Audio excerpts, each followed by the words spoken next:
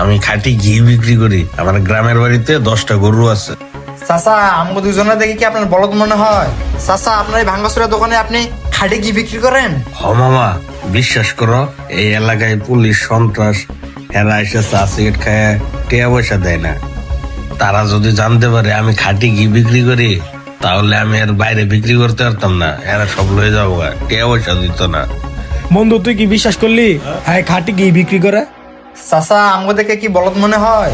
আপনি লুকোচুরি কইরা খাঁটি ঘি বিক্রি করেন? মামা মানলাম তুমি খাঁটি ঘি বিক্রি করো, এটা কি চুরির মাল? চুরি কইরা না ঘি বিক্রি করো? মামা, আপনারা মানলে মানেন, না মানলে নাই। আমার বাড়িতে 10টা গরু আছে, তারা গরুর দুধ দোয়ায় খাঁটি ঘি বানায় আমার পাঠায় দেয়। আরে মামা মানলাম তোমার 10টা গরু আছে, তাহলে এমনি লুকোচুরি করে বিক্রি করতেছো, প্রকাশ্যে বিক্রি করো? আরে মামা, বুঝতেছেন নাকি, এটা অরিজিনাল খাঁটি ঘি। এটা যদি সামনে রাখি, একজন এসে আঙ্গুল নিয়ে চাটন দিব, আরেকজন হাতের তলাত নিয়ে খাইবো, আবার পুলিশ এসে নিয়ে যাইবো। বুঝছেন মামা, সবাই এইভাবে এসে লয়ে যাবো, টাকা দিবার চাইবো না, পরে তো আমি বেচা কিনি করতে পারতাম না।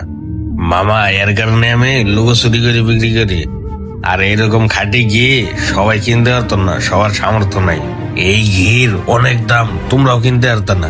আরে চাচা আপনি কি এমন ঘি বিক্রি করেন যে কি আমরা কিনতে পারুম না? বলো তোমার ঘিয়ের দাম কত, আমরা কিনে নিবো। আরে মামা, বলতেছি আপনি